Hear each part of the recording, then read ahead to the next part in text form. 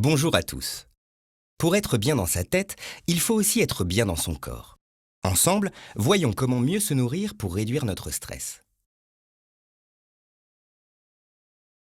Les sucres n'ont pas bonne presse, et pourtant, il nous en faut. Et même quotidiennement. D'ailleurs, le glucose est le principal carburant du cerveau.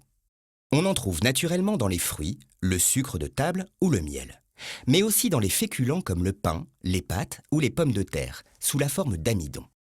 C'est cette seconde catégorie d'aliments qu'il faut donc privilégier, et en particulier les légumes secs. Et préférer les aliments complets aux produits raffinés et transformés, plus pauvres en nutriments, mais plus riches en sucre ajouté.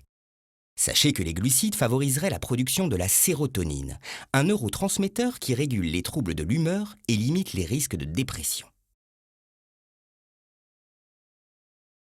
Amateurs de viande, limitez la consommation de viande rouge, car celle-ci est chargée en acides gras saturés, un mauvais cholestérol. En revanche, ne vous privez pas de poissons gras comme le saumon, la sardine ou encore le maquereau, riche en oméga 3, des acides gras qui pourraient contribuer à stabiliser l'humeur et à soulager la dépression. Vous le savez, une bonne hydratation est indispensable.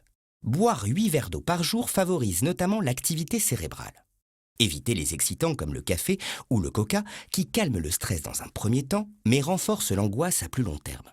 Et pensez au thé vert et à ses vertus antioxydantes. Il est réputé pour ses propriétés apaisantes.